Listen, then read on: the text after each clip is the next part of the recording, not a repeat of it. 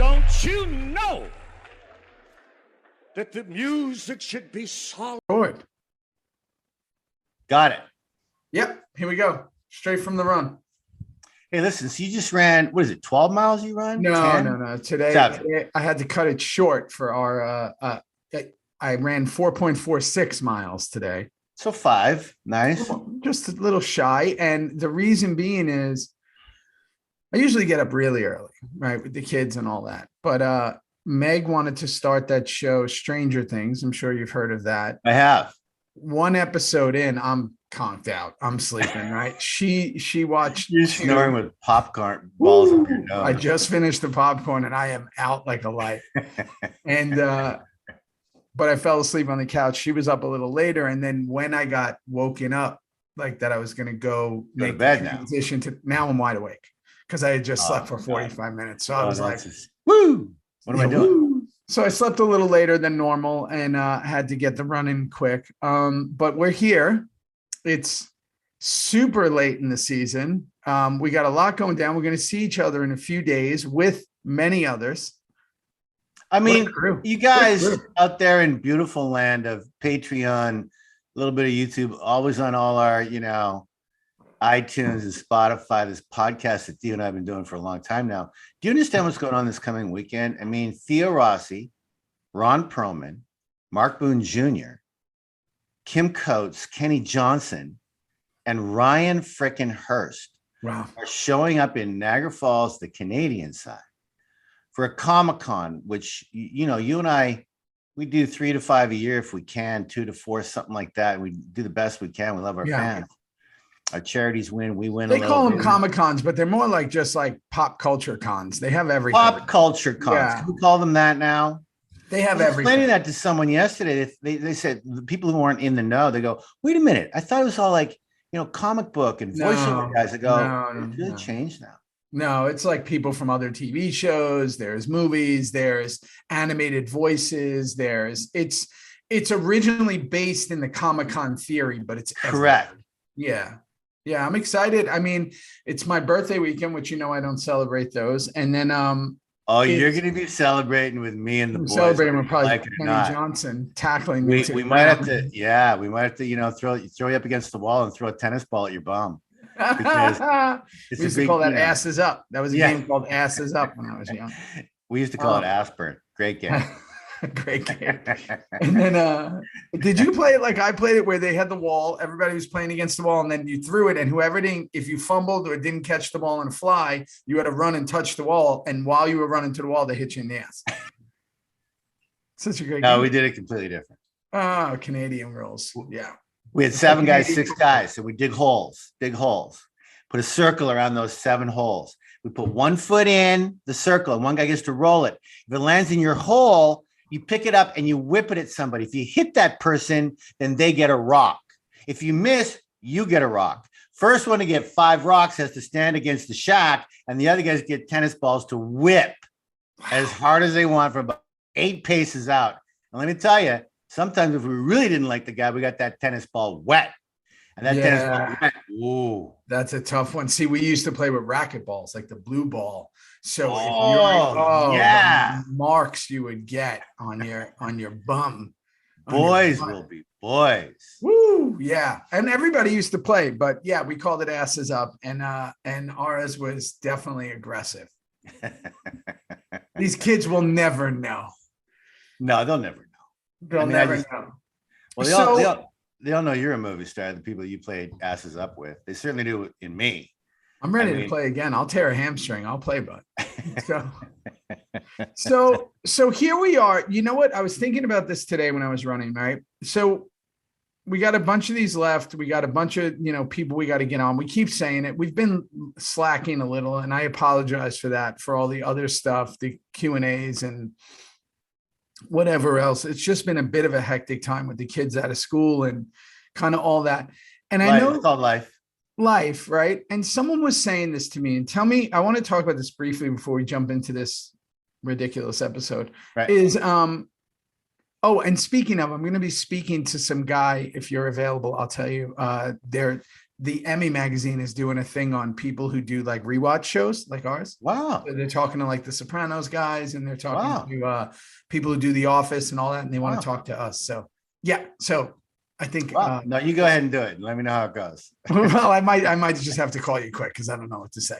So I'm gonna be like, this was all an accident. Who gives a shit? So, and then he'll be like, why do you make fun of the show? I'm gonna be like, I don't make fun of the show. No, we have to. We just have to say what we're gonna say. So I was saying that, somebody was just saying this thing of like, oh, why don't you guys just, talk about this and talk about that and all this other stuff. And I was thinking more and more, especially in the world we live in, I've come to this conclusion that no matter what you say, sky is blue. You're going to have opposition. Like no matter what it is, it doesn't matter. So you put yourself in this kind of like no-win situation. And as people who are court jesters for a living, who want people to watch our work, you've been doing it longer than me. Yeah. It's really interesting. You and I have been talking a lot about ditching like social media and like just getting away from it all. Cause it's so silly. The whole thing's silly. Right. Yeah. And I think I'm trying to make others understand without saying that it's a bad thing. I think social media has a lot of really like good qualities. And I think that people sitting here and talking all day, there's a lot of talking heads on YouTube and podcasts that are just everybody's giving their opinion, and some people get listened to and some people don't. And I think it's great for them. Mm-hmm. What I was trying to explain to other people, and even this weekend, people who were here, I was like, it's not great for me. Is that? Now you got that? Can you get it? Hang on one sec, Theo. Just keep rolling. No, go ahead. I'll talk. Someone's at my spot here. Wow, look at this. Someone's there. Who is it, as they say? Well, it's not going to be a surprise like Charles Murray. I wanted those. You're the best. It's literally going to be someone who's delivering something to him. Well. Did you see that live, kids? Thank God I got pants on. You got a package. Got a little package, and I needed that package. Is it boxers? My new glasses. I got some new glasses. New snaps? Are they new clicks? Clicks. Yeah. Why don't you show people what those clicks do quick? Sure. Where are they? See, the reason why I needed new ones show them what they do, because this is what I've been dealing with for, I don't know, we're going close to 14, 15 years now. Longer than that. Longer than that. Wow. And I got to tell you something. To finish what I was just saying, I just think that you can't win in that game. So that's my opinion on that. And I hate opinions, but that's my opinion. No, but it's a good opinion. It's true, Rossi. I know. Because I'm looking at stuff that seems so absolutely logical that people are saying to me. It seems logical to me. And I'm watching like people get screamed at. And I'm like, but they're just saying that, oh, okay. So it's like kind of like it's just a weird time. Okay, you ready? So I'm just going to keep it to myself on the ranch. Let me see. Tell them the clicks. Go ahead, these are clicks, kids. Let me put them on. And a lot of you people who see me, it's a really good look. I'm having a really good hair day. They're called clicks. So you take them off and you put them right there. And you can just have them there all the time. Do it again. I'll do it one more time, just for you, Theo Rossi. See that? Click and click. And they stay right there. And like that's why I can see everything. I can read. I don't need glasses to see, but I need to read. There you go. So those are always on you. Those are always on your neck. Pretty much. I wear my nicer ones for our podcast here. Right. I like doodling up a little bit for you and me and everybody out there. It's really interesting. I got to tell you, the clicks is the first time I ever saw it was on you. Don't really see them on anyone else. So that's really cool. That I'm obviously in one of my spots here in the Northeast, and Canada Post came a knocking. That was kind of cool. That was pretty live. Anyway, you know what, Theo? The whole social media thing is like, we've done this for 2 years now, you and me, and we're on there for a few reasons with our charities and sharing kindness and everything else. And once in a while, I'll spew a political thing, which I always somewhat regret, because it's always from the heart for me. It's always from the heart. And you just said, it doesn't matter. The sky is blue. People are going to say it's green. The sky is, there's always one moon. They're going to say there's 12. It doesn't matter what you say, right? But the majority, for you and me at least, 95% are really understanding, kind, and I don't mind a debate. I'll fucking debate till the cows come home, but don't get ugly. Don't get stupid. Don't get that with me. And you and me, from this whole, we've got this show, what a piece of work is, man. What number is this? This is number 9 of 13. Wow. So after today, we only have 4 to go. Wow. Yeah. And then we do have to do what we promised. We're going to get a bunch of people on, and then, maybe. And then we're going to say goodbye. And then maybe I am. Maybe you aren't. Maybe you're sticking. I don't around. know yet. Listen, I've had multiple talks with people. You're so good at this shit, Rossi. Take off with it. No. I'm going to tell you something. I've had multiple talks with people. Like I've said, I'm always super honest. And I just say what's on my mind, meaning that sometimes that changes because I'm fucking human. I don't really know how to. I guess I don't want to say I don't care, because I care about everything. I don't have an interest in the things that I think that everyone gravitates towards to get there. Like, do you know what I mean? Like, I'm not going to sit here and talk about a court case where I don't know the people. I'm not going to sit here and talk about politics that I don't really know. These are all opinions, right? At best, everything's an opinion. And why would I ever give my opinion on something that I don't fully know about? Now, if you ask me about a ranch, if you ask me about running, if you ask me about trying to be a dad and trying to be the best dad, if you ask me about acting, I know about that shit. But again, that's just my opinion on it. You look at acting different than I do. And I look at it, so it's like, why would I think that mine matters? And again, I understand where people are like, yeah, but we just want to hear it. But no, because I think that's what's gotten us into this whole fucking mess, is that everybody is sitting there giving their opinion, and then they don't want to change it because their ego has stopped them from looking a certain way. And for me, I love listening and observing, because then I go, that sounds interesting. That works for you. That's great. That's like in his case of like a diet. If someone's like pushing a diet on me, they're like, you got to do this. You only got to eat pig's feet. And if you just eat pig's feet, it'll be the greatest thing for you. And you literally floss with it, you sleep with it, you eat with it, and you'll be the lowest body fat you've ever had. And then I go, yeah, that's cool for you. I don't want to eat pig's feet, but I'm glad that you love it.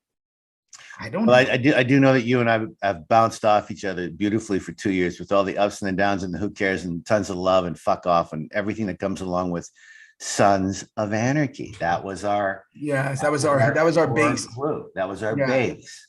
But I know people are coming up to you. I know Ryan Hurst has talked to you. Yeah, Hurst has talked to me. Perlman. Ronnie's talked to you.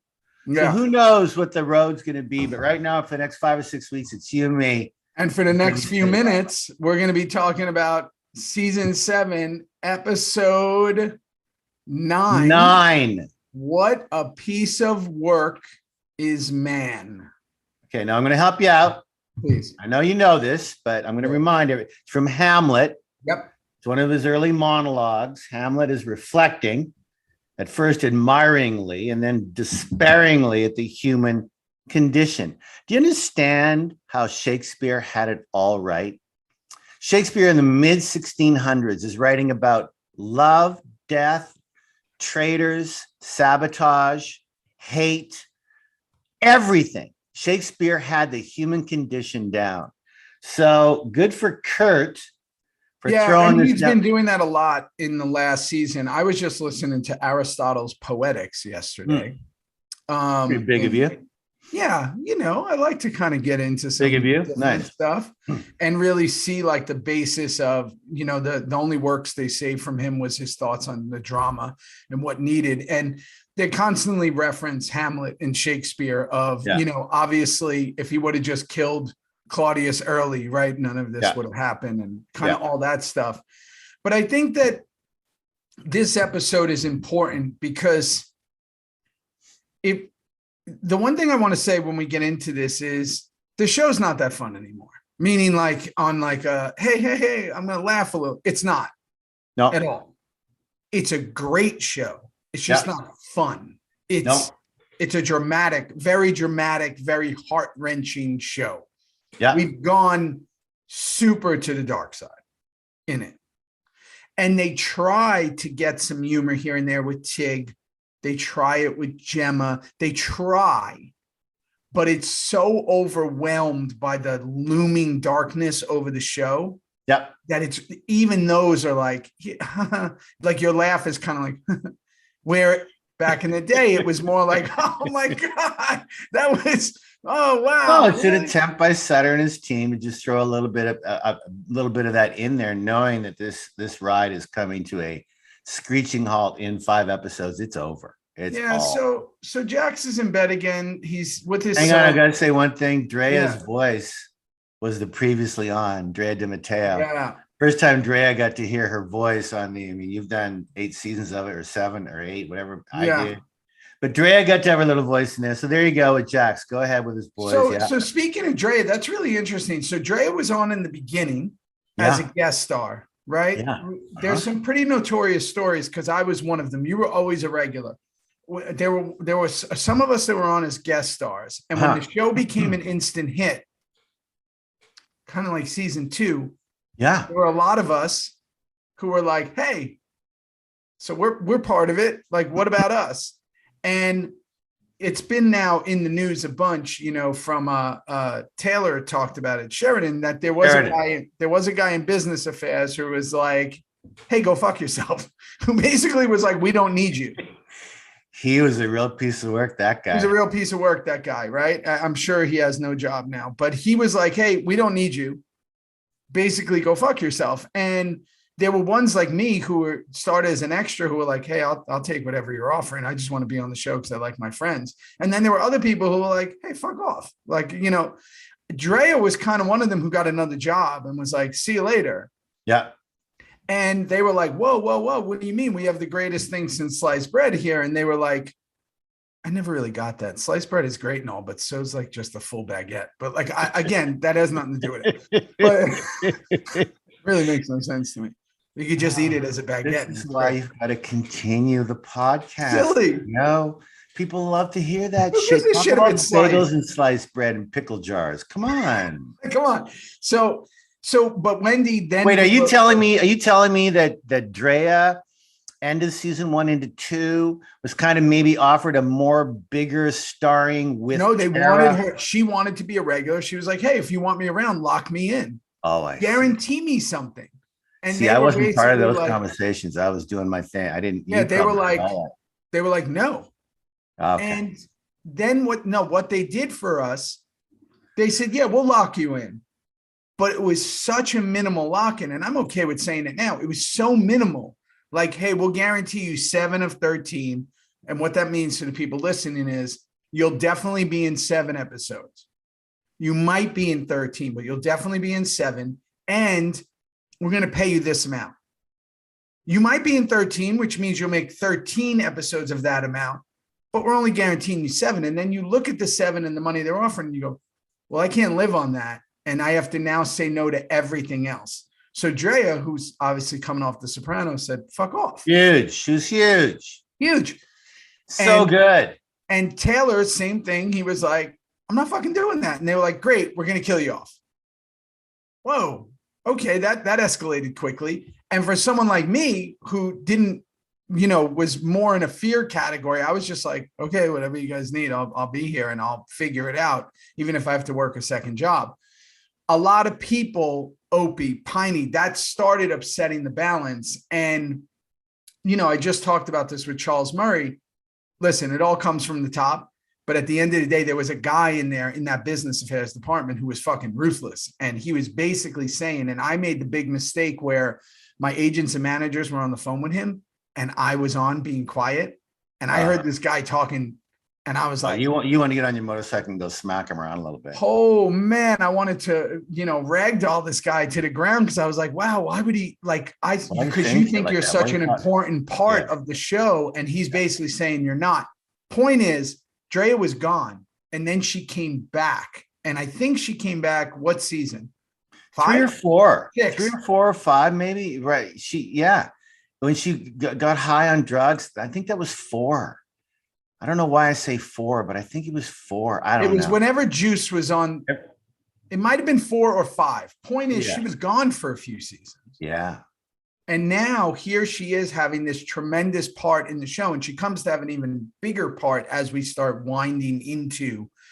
And what's funny, as we were talking about your friend Ray Liotta, who just passed, Ray and her did a show together with Jennifer Lopez. And it was, I think, during this time. Maybe. Wow. Good memory. Good job. I think you're so. Absolutely right. Yeah. Yeah. So Jax is in bed. Son's playing. Wendy comes in. Nobody has slept. That's the theory, right? Nobody has slept because of this Bobby situation. I just wrote down, everybody's talking about, hey, how did you sleep? Like shit. I didn't. You know what I mean? Like everyone's talking about their sleep, right? There's no birds in Gemma's cage. And did you like that line, Theo, when Nero goes, hey, you want me to take that cage out of here? And Gemma says, no, it's where it belongs. Yeah, I love that because that was in a reference to like basically where it belongs. It was she's talking about herself. Like, I'm here. This is where I belong. Yeah. It's a real subconscious thing about herself. Nero wants her to move to the ranch and she goes, no, it's where it belongs. Gemma is exactly where she belongs. Right there. Right. And she's not going anywhere. That's what she's doing. And again, this goes back to, and I hate humanizing Gemma, but it's also some people who don't believe they deserve any better. She's starting to feel 100%. I think she's starting to feel the weight of like, I don't deserve any better. That's exactly right, bro. Right. So now you got Juice in the prison transport. Yep. All his convicts. Yeah. With everybody. Bobby's in agony. No hand, no eye. You remember the way we used to do those prison transports, right? It would be in the back of the TM lot. Yeah. Everybody would come and sit in there. They'd black out the windows. Yeah. And people, the grips and everybody would shake the van like it was called it's called the poor man's process, guys. They would like shake the van. There'd be like 6 guys. Bobby and his team would just be going, not Bobby, but the grip Bobby. Yeah. They'd be all shake. Do we do it now? Yeah, do it now. And a little lighter, guys. Whoa, cut. Little lighter, guys. Like you're like on a stagecoach. Like you guys, your head's hitting the top. They're so excited to be doing something like that, right? And they'd go and wrap, and I'd go, oh, should I stay for lunch? Okay, yeah, I guess I'll say. What time is lunch? I'll stay for lunch. And because you do it in 20 minutes. You go through 2 hours of makeup, get all the tattoos on, you do a 20-minute shot. And you're done for the day, Theo. Thanks, Theo. That's it. Theo worked 1 or 2 days an episode. So Bobby's in agony, right? He's on the floor. Now we go to family breakfast. All right. Everybody's there while the world is like falling apart. He tells everybody to head to the cabin. And this kind of is a little pushback from Wendy. And I think a lot of this is coming from her talk with Nero, where she basically says, I want Abel to go to school. Yeah. And he's like, no, I want him at the cabin. Because obviously this kid is losing it a little. He says, did someone else die? Someone else die? Yeah, she says that. Yeah. He's completely losing it, this little 5-year-old. He's come on. And you guys all roll in. We all come to the cabin. We got the pastor's son there. And then Jack. Fuck, you gotta love Charlie. Well, now we cut to 75 minutes of credits. This was at the point in the show where the credits rolled for the entire episode. Yeah, in fact, when I'm watching the show, because I know you like to have me have who directed the episode. Yeah, it was 42 minutes in. Like it's 42 minutes into the show. I'm going, I think I missed it. Like, and then they'd go, oh, executive producer by, co-produced by, and then there'd be another 2 scenes, and then co-produced. And then the show's ending. It's like, and then the show's almost over. Oh, directed by Peter Weller. And you just go, what the fuck? Man. Who has this many credits on a show? So hang on, Theo. So when the pastor's son goes, and then Jack's poor Charlie. I wonder if Charlie had issues with some of the writing. He goes, you got to trust me. And then our guy goes, please stop saying that. Every time you do, something else bad happens. Repetitive beat. Everybody's onto it now. Poor Charlie. Repetitive beat of nothing happens good when you go, just trust me on this. Yeah, I'm on too many mushrooms to get angry. So it's repetitive beat of the lying, and the repetitive beat, which is going to come later. It's the biggest repetitive beat in the show, is the kid watching Gemma again, and Gemma feeling the urge to fucking talk out loud. Don't let me fucking get salty. I'm on too many mushrooms. Fucking beat. I want too many mushrooms to get mad at this shit. It's lazy. Okay, it's lazy. Okay, it's just lazy. So Tyler walks in. He's gone full redneck. Tig has a funny attempted line. It's funny attempted line, which again is silly in today. Like it's just silly. Well, you know what, Theo? You know what? It is silly. And I got to tell you, I do remember a few of these moments. And I just remember going, there's no use in arguing with anyone. No. Charles Murray was on last week. That was an incredible surprise that you did. I mean, give it up to you. Cool. And I surprised you. That's no surprise the shit out of me. Yeah. Didn't even know that was happening. But Charles Murray said it best. There was no point in arguing the lines anymore. In fact, I would read and go, well, that's really not called for. No. But I'm going to say it anyway. In fact, I'm going to say it in one take and let's move on. And I'll nail it. Let's move on. That was what that was. Yeah, I mean, I have one coming up where I stick like a cannon up my ass, and I want to talk. Yeah. But again, we were at the point of the show now where there used to be, and I say used to with a small U, you used to say, hey, can we discuss my intention here? No. At this point, it was say it and shut the fuck up, and you go, got it, because there's a plan. There's a plan. There's a plan to get to the end.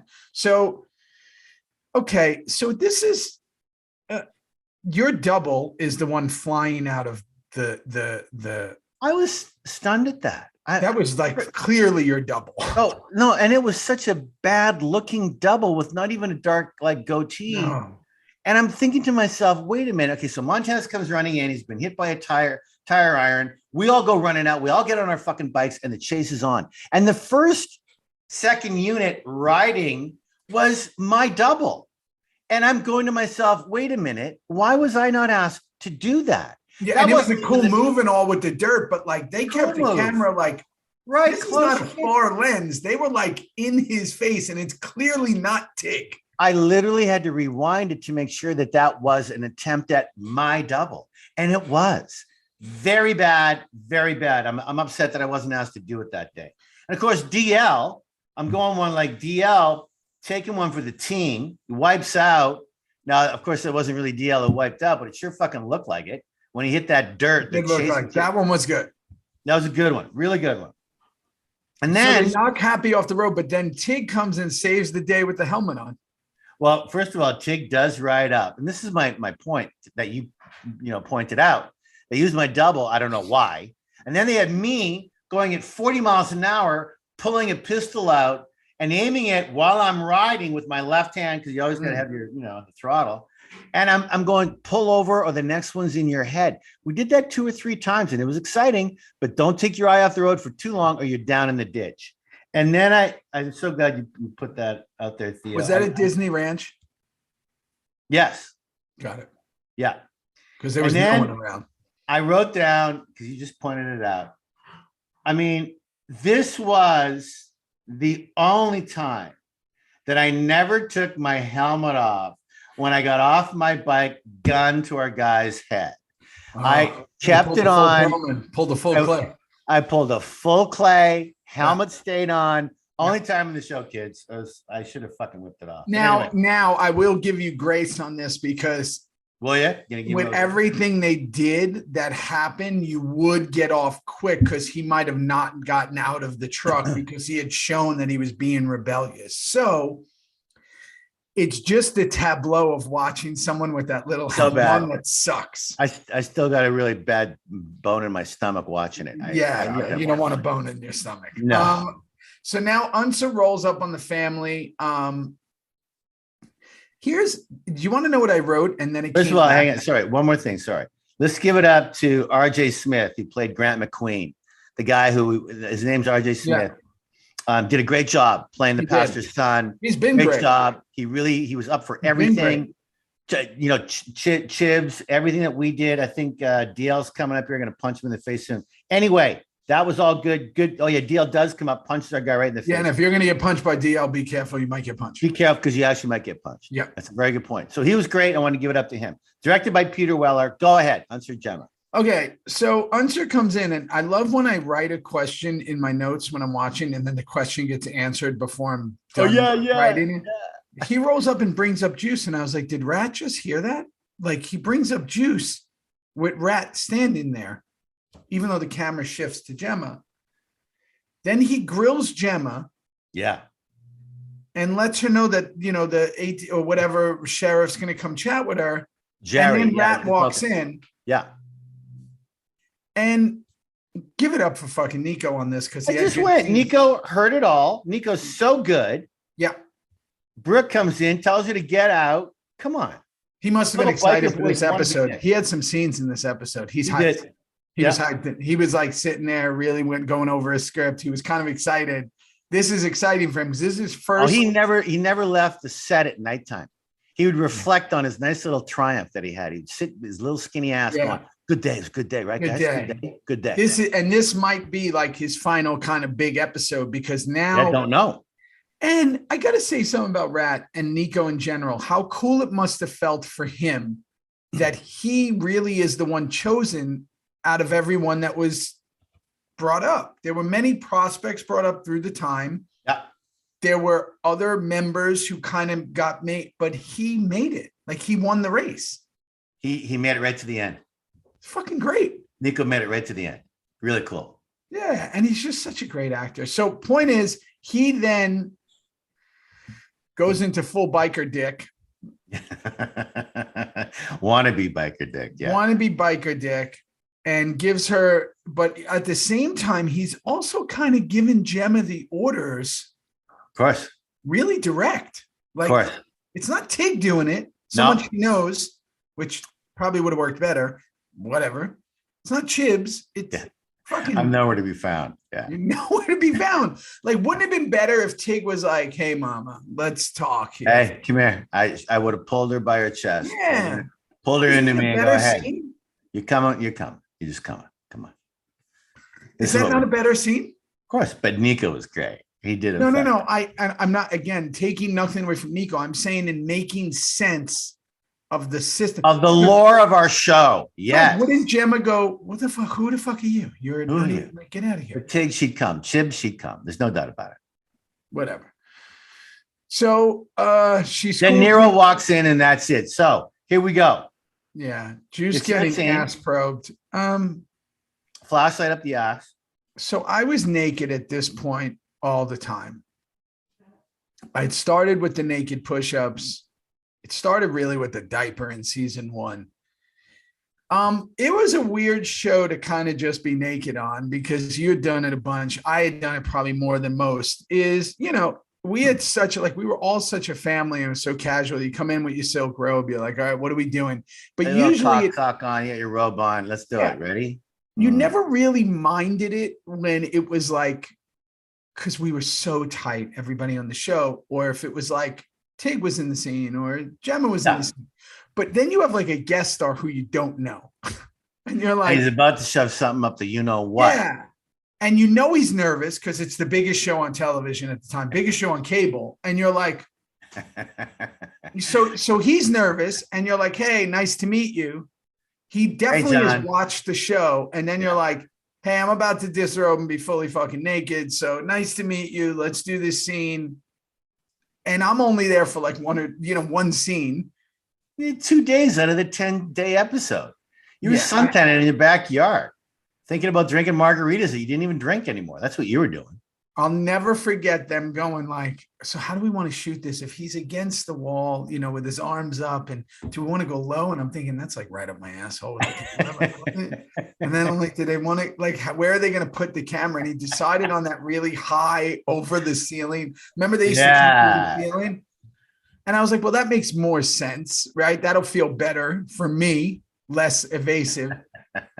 And then this guy, the guy did a great job. He was way bigger than me. The guy was a big guy, right? He's a big guy. Yeah. He was a big guy.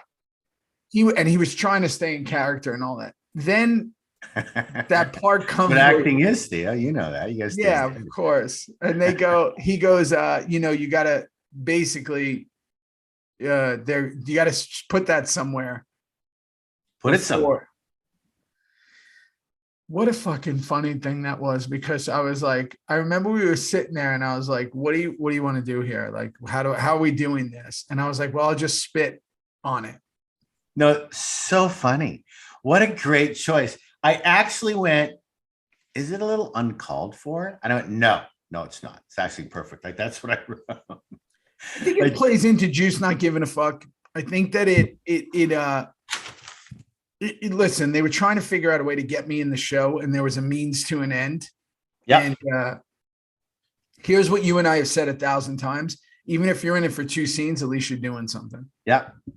So Gemma's with the sheriff. I have so many fucking problems with this scene, but I'm going to let you tell me. Okay. So we'll just jump in. Okay. So she's in a pickle. There's a big pickle jar going on here, and Juice is still going along with the big lie. And then I went, oh boy, Gemma's getting into the dirty Harriet. And the line's like, you're on the club's dime and Chibs's dick. I went, wow, and cat fight. Boom, scratch, slap. And you're just going, I wrote down that the people watching this, the audience, the millions of people watching this, must have just been screaming at the television, you go, Gemma. Yeah, you go. With no repercussions of cuffing her again, putting her in jail. No, she gets away with it because she's Gemma Teller. And this is a fictional show that was so fucking successful. So that scene, and did you see how Jari, she just gets slapped so hard she falls on the ground. Ass over tea kettle. Like ass over tea kettle. Like they could have, I mean, if I was her, I would have said, totally, I get it. She's pushing me. How about I just go against the wall and go against the wall, against the desk? But she did a Laurel and Hardy right. Yeah. It looked like a Popeye episode. I don't like a Popeye. Over Popeye the Sailor Man. Living the garbage can. I just watched the one with Robin Williams again. So great movie, by the way. So there's a great story about Robin and his mom talking about seeing him in the boat. Remember the movie opens with never forget in the water? Yeah. Never forget it. So I think that was a poor choice by Stunts, a poor choice by Weller, because everything. It made her look like an absolute fool. Now, let's play the realism of it. The other cops would have come in and beat her with a billy club. Yeah. Severely. If Hard. they saw their sheriff get literally thrown through a wall. And I'm gonna talk so the camera's on me, but this is what all the extras did looking through the glass. Like they didn't move. No one moved. Like Mr. Bill. Mr. Bill. Yeah. All right. What's stupid? What? And here's what I just wrote. The brawl ensues, and of course Gemma wins. This is a silly scene, and then I wrote it's a very Sutter scene.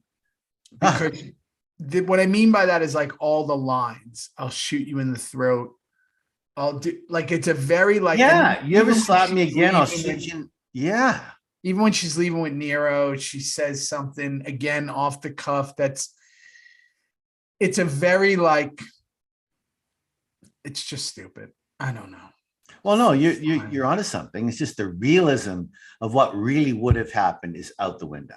Gone. It's out the window. Sutter's on his own path. God bless that guy. And it is what it is. And that's where we're at. Great. And it's great. And everybody loves it. And it's great. So now the boys meet up with Marks. The talk ensues. The boys That's meet how up. your boys talk to you. It's great. That's great. Yeah, we love it. Great. Okay, We now love it. what? Let's go. Let's move on. So the boys meet up with Marks, and now we're gonna have this talk, which is like very like. So look, I'll take over because I was in the scene here. I remember this day, and you guys have to you have to hear me here. There's 2 or 3 scenes that we all shot on this day. And we knew where the scene was leading to the next week because we all read the script. And we shot it in order. So we all knew to get ready for the pain of losing Bobby. But we had to play none of that early. We had to play beat by beat by beat. And Weller, God bless him, we did it all in order. Fine. So we show up. I visited the set this day. I was there. Yeah, you did. I did. I do. I remember that. Good for you. I came to hang out with Bobby. For Bobby. Yeah. Big talk. 4 o'clock. We'll see Bobby alive. Come back. Great. That's what's going to happen. So we all take off. Tig and Happy at the grave site. Great. This is a pretty famous line here where I go, You know why I like teaming up with you, Hap? Because when we do, I'm the normal one. You know, can you explain something to me here? Sure. You and Hap, and I might have, maybe I like went to tie my shoe or something. You and Happy are with the body, the preacher body. Yeah. Then it cuts to Jax and Chibs with the body. No, see what we're doing is we need the head of the pastor, and we need to put it on a fake body, a different body. That's the deal. They're going to get the body, we're going to get the head. Or we're getting the body, I think, and they're getting the head. I think that's the way it went down. Where are you getting? So the one you're with Happy is someone else's body. Someone else's body. We need the body. That's right. And Jax and Quinn and Charlie and Chibs are getting the head. That's right. Preacher. Of the preacher. That's correct. I wrote that I'm fully confused because there was no break. It goes from your scene to their scene. Yeah. No, there you go. And I go, Chibs and Jax, a lot of bad smell acting going on. There was a lot of bad smell acting going on. Like, no, yeah. That's all we can do to try and get through these fucking scenes, man. I'm telling you. Yeah, but yours and Happy's was really funny because again, there's a dynamic that could be explored. Comedy works best when there's two diametrically opposed like personalities, and yours and his, while they're linked in their lunacy, Tig and Happy, the way your cadences, the way you guys react, it worked well. And also I gotta say, DL made it work because my line's the funny line, but the way he reacted was give me a saw. Yeah, like he just wanted to get the job over with. He didn't really play along with the giggle. He had no time. But I just was really reflecting, going, "Fuck, I love hanging with you because I'm the normal one, dude." And he like it just was. It kind of worked. Yeah, and he's very consistent and direct in his deliveries. So now Indian Hills arrives, and this is going to be a big setup. I realized this when they arrived. This is a big setup for the end of the season. That. Yeah. They want to forum. And basically he can't get out of this one. This is it. They're basically getting all the charters together and they're going to figure out if what he did is justified. I didn't realize this is where the seed was planted, but an important moment is this in this scene for Juice is at the end where he says Chibs comes up with the idea where we need to get the phone to Juice. And ultimately Chibs is basically saying like, you've made all the wrong decisions. Let me just give some information of what we maybe should do here. Yeah. Yeah, that's right.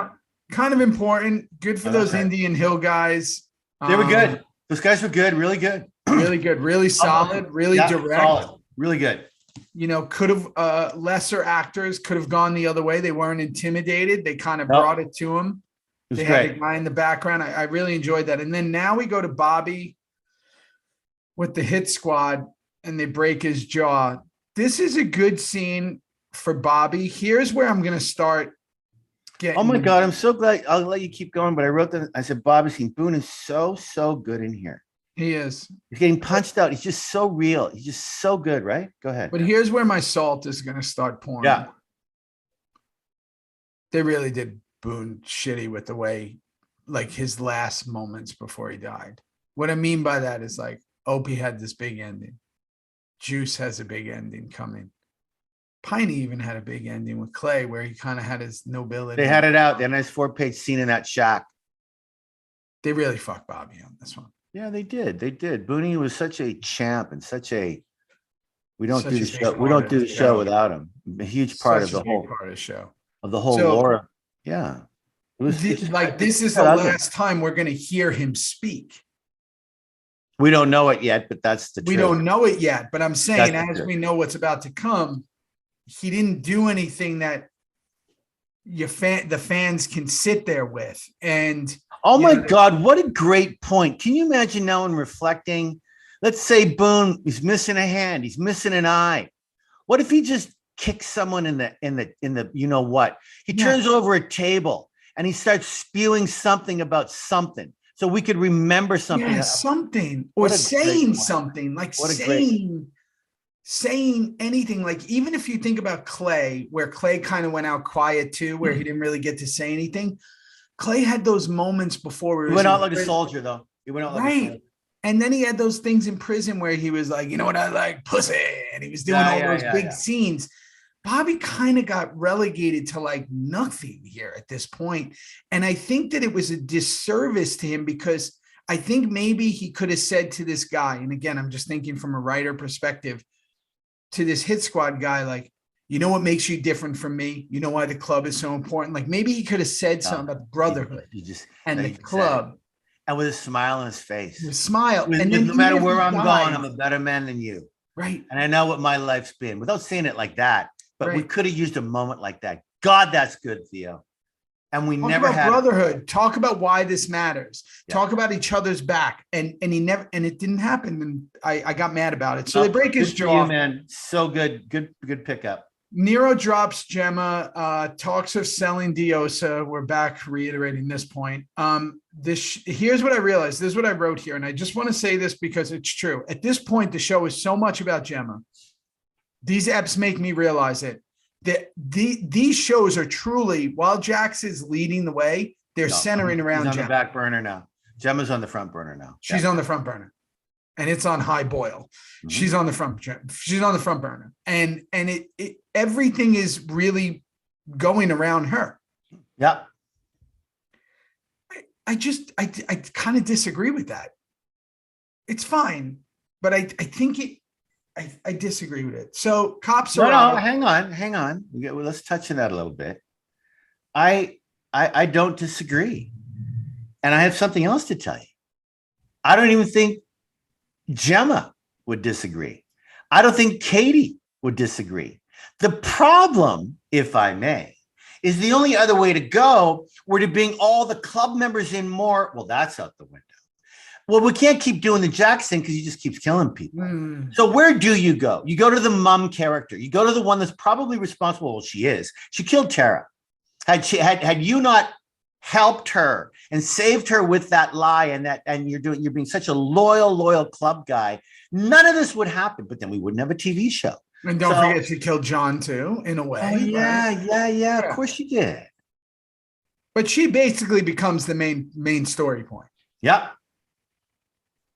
Okay. Cops arrive. Answering the sheriff. Egley didn't give any info. Saskatoon's own. Saskatchewan's own. No, good for her. But did you notice Dayton, what he was wearing? It's called a new t-shirt. Wow. It was a brand new blue t-shirt. Yeah. They'd finally gotten rid of all the mustard. And they probably said, "This you can't wear this anymore. Can't wear it anymore. It's walking home this t-shirt. It's walking home. In fact, it's on its way out your trailer walking. Look at your t-shirt walk. We're going to give you a new one." And Dayton would go, "What for? Like what?" Like it's actually really starting to smell in here. Yeah. He put it on. He's got a brand new blue one. Nice. Okay. So Jari, the dates don't work. What? The dates don't work. The dates don't work. Mm. And and Unser says, "Don't let them know we were onto the lie. Let's see where this leads us." Okay.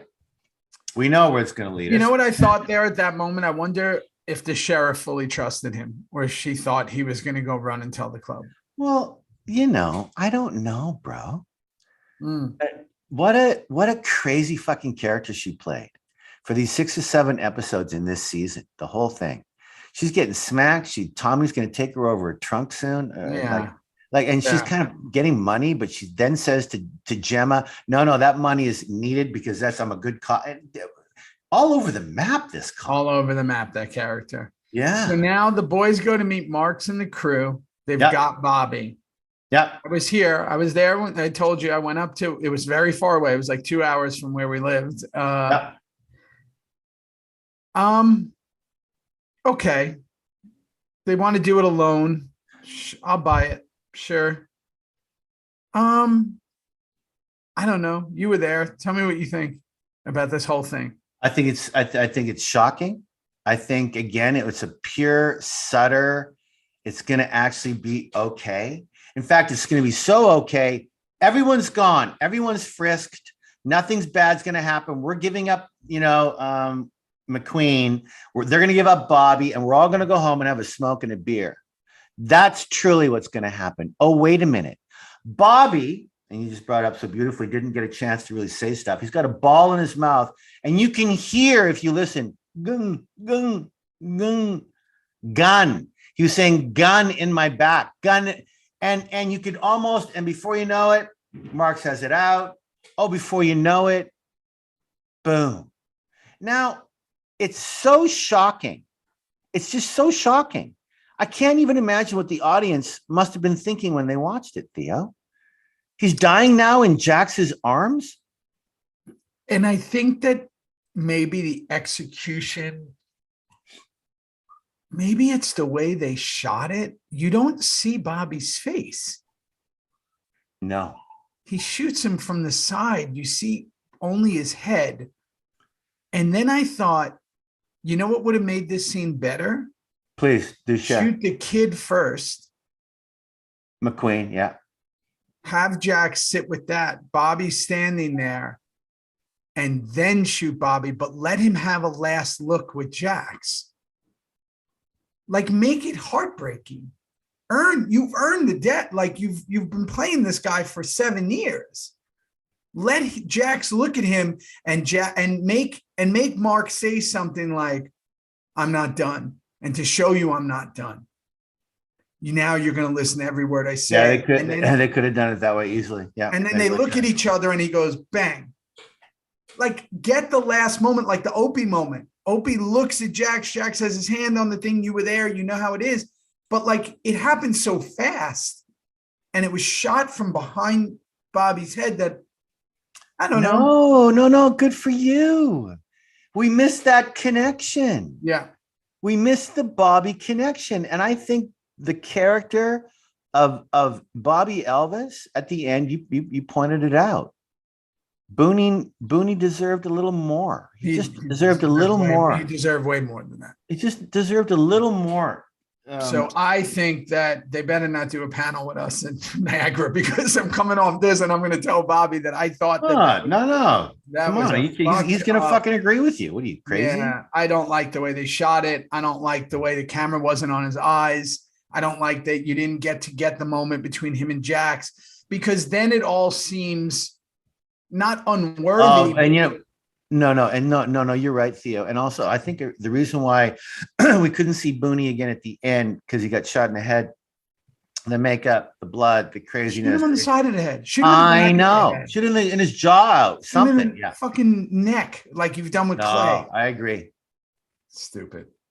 Yep. So who cares? You're totally fucked as a club at this point anyway. Crew putting Bobby in the van, tears all around. Everybody's crying.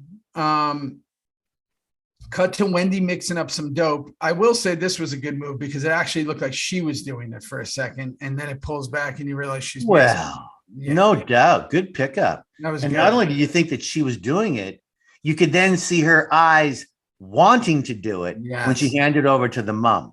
Yes. Very brilliantly played by Drea. Brilliantly, Peter really got the really good shots in there of making sure we saw the struggle of an addict. Always. That struggle never goes away. Yeah. That was great. And then Rat's watching, and he has a nice little scene there, Rat. With again, nice scene, I said. Yeah. He wanted to apologize. She opens up to him. They mentioned love. I like that scene.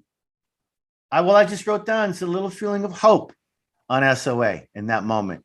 A little bit of hope. We've had so much death. Right? Small change, right? Yeah. Small things equal big change down the road. If he can change now early, maybe it changes. This is what exactly. I guess this is what you kind of try to do with kids and life, right? Exactly. When people say things don't make a difference, I say, well, maybe they don't make a difference now, but they might make a difference in 30 years, in 40 years, if somebody remembers it. Yeah. So yeah, I mean, that's why we preach kindness. And right at this point, Rat is being kind. And finally, he learned a lesson from earlier. Yeah. I like when characters learn lessons. Yes. So Juice gets a book from Tully, and all this was the stuff to make the shank. This was funny. So can you explain to me what that is? That pot you're pouring in there? No. Gun pellets? What the fuck? No. So I remember this. You remember Explain the scene, please. Okay. You remember the prison was on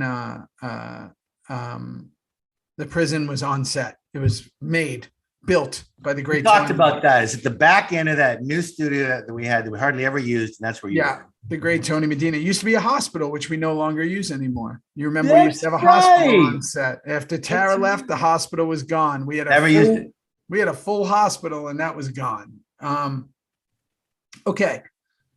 So the point is, they're going to give you a shank, but they can't give it to you all at once. I don't know why. I guess this was like, let's show that we know prison life. It's a cap. They gave it to me in parts. Right. The cigar cap. Then you put the metal in. You put sand inside of it. Sand. It was sand. Sand. And then you use the electrical tape around it to make it tight. And that's how you make a shank in parts. Okay. Yeah. Some people use in prison, some people use a toothbrush. If you take the back of a toothbrush, the plastic one, and you keep sharpening it, the end, you can turn that into a shank. Great. I wish you as a character would have done this. Yeah, thanks, Bert. Hey, thanks. Okay. So, good. Got my sand. Got to pull my sand in. Wait, where's the tape? Oh, there's the tape. Fuck, this is going to be a good shank. Why couldn't you just say that to make it easier for us? Let me tell you something. If they spent the amount of time they spent on me pouring the sand in the cigar thing, if they did that with actual scenes of acting, it would be like Laurence Olivier was fucking. The Emmy goes to Theo Rossi. The Emmy goes to Theo Rossi. Here's what they do when you have a 2-page scene. They go, hey, listen, we got to get lunch. So we have 2 takes. When it comes to fucking putting sand in a cigar thing, they're like, guys, we're going to go into overtime. Hey, we got to call Grace. We got to get this sand. And I'm like, I don't think anybody cares. We could just have him hand me a full shank. Oh, fuck. I love it. Fucking. Okay. Cabin, right? We go to the cabin now. Go for it. So we go to the cabin. Charlie's crying. Bobby's dead. Gemma's reacting. Not happy times. It's pretty much all Gemma's fault. That's what I wrote down. I wrote in big lines. All links back to Gemma. Yeah, all Gemma's fault. Jax tells Rat to dig a grave for Bobby. Sad times. Jax stares at Drea, Abel, and Thomas. Okay, now it's into our crying preacher's mama and son. Can I tell you this is an unnecessary scene? Yeah, we don't need it anymore. What the fuck do we need? Why are we spending time with? Because she gets to say you're a decent man, Jax. Can't have that with the club. And then Jax goes, I doubt that's true. We know all this. Don't need it. Repetitive beats. Repetitive. I don't fucking care. No one cares. I want to see the club. Whatever. Okay. Speaking of, and by the way, everybody's whispering. Jax is in full whisper mode when he's with the preachers. Yeah, and everybody needs a lawyer. Who cares? Get a lawyer. Yeah, lawyer. Jerry with Chibs promising no more bloodshed. Or butt shed. You can go butt. You can go butt. No more butt shed on the roof of the car. Or no more bloodshed with the butt shed that you're about to shed your butt. They're in the shed with the butts. Okay, so Yep. Chibs tells Jerry everything about Marcus. She now knows all the info. She needs to move on Marks. And then I got a big long scene in the parking lot. Holy shite. She goes, I got it. Listen, I've got one of these in the next episode that I'm going to talk about when it's my turn as Tig. Yeah. But I know, and Tommy just loved her. I mean, as actresses, everything's great. It's fine. She's great. But what? If you have feelings for me, take me right here, right now. What? Sure. Okay, so that's just for the show. Is it Theo Rossi? Yeah, sure. Is this like, let's get a little fucking in there for the show? Yeah. That's the only reason why it's there. John Cazale, one of the greatest actors to ever live, they used to call him Mr. Questions, right? Because he'd go, why am I doing this? And then sometimes the director go, oh, because we're doing this. And you go, Okay, so why would I And they'd go, huh? And he just keep asking the questions. Sometimes he didn't even want the answer. He just wants to make you think about why we're doing. Yeah. Why are we doing this? So at this wasn't point, he in every Best Picture? Wasn't Johnny? He was only in 5 films, 5 movies, and they all got nominated. And all 5 were nominated for Best Picture. Yeah. Yeah. Godfather 1 and wasn't 2. He? Wasn't Conversation. Deer Hunter, and so Deer Hunter, Conversation, Godfather. Oh, and the one with Dog Day Afternoon. Yeah, and he was engaged to Meryl Streep. He was sad. Lost him way too young. Yeah, brain cancer. Yeah, and he had it during Deer Hunter. And De Niro. That's why I got to give so much credit to De Niro. The insurance didn't want John to do the movie, right? And De Niro basically put up the money. Yeah, he did. Yeah, amazing. So point is, he would say, question. So if I was John Cazale and I was in this scene, I would go, why? Well, that she wants to show that he's loyal. Why? You know what? Hey, you got me. We're just doing it for the audience. And cool. And you guys out there in beautiful podcast land, and we love you so much. Did you see the look on Tommy's face? Like the look on Chib's face when he knew that the belts had to come out, turn over, get up there. He just did it. He just there was no, let's get this thing over with. Let's go. Let's just get this done. Let's get it done. Silly. Okay. Jack's watching Bobby being pulled. Owls are whistling. We're carrying the body. Oh, let me tell you something about this, guys. That was a workout. We did that. It was a oneer. And a oneer means we're not going to do coverage. Jackson's on his bike. He's going to pull out. We're going to take Bobby out and we're going to move him around the corner of the side of the house. We did it 10 times. Was it really Bobby? It was really Bobby. Oh, wow. It was really Bobby. And it was really Bobby. And Bobby ain't 122 pounds. No. And he was sleeping, really sleeping. It was beautiful. It was his final night kind of thing. And whatever. The point was, it was on. And we got to work out that night. Yeah, I mean, with stuff in his pockets, he's got a little weight on him. So pulling the preacher's body, and then Unser's piecing things together. Unser's in Colombo. Trying to figure it all out. Yeah. Colombo, Beretta, Kojak, whatever you want to call it. He's in it. Juice getting pulled out, and they throw me to solitary. Throw Juice to solitary, not me. I don't know who that guy is anymore. And plan is changing. He yells, take out your knife in there. You take out your knife, your shim. Don't you? Shim, the shank. Shiv, your shank, whatever you want to call it. Pull that out. Yeah. And what I recommended was let's pull it out because maybe he'll kill himself. Wow. They didn't care. But that's what I wanted. I did a take where I pulled it out and I was nervous about kind of where I was. And I was I kind of started putting it near my neck. They didn't go for it. No, they were we have 5. Don't be thinking too much. We're getting out of here. To the preacher's wife. Yeah. We gotta get back to this. We gotta. This is not important. So then Gemma wants time with Bobby, and here we go. Let's get into soap opera mode. Young and the Restless. So Gemma's gonna talk out loud again. This kid's gonna grab a cookie and go sit front row, and he's gonna listen. That's so funny.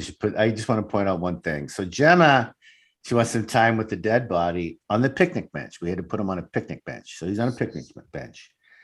And Abel grabs a cookie, like you just said, and here's Gemma crying, and she's begging for forgiveness. Yeah, I didn't see this coming.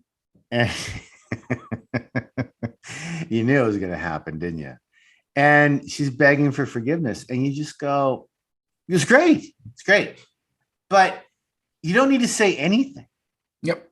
You need to just look at him, douse him with tears, shake your head, and we know what's going on inside of her head. It's my fault. It's my fault. But when you go, I'm so sorry. I'm so sorry. Please forgive me. Please forgive me. I get it.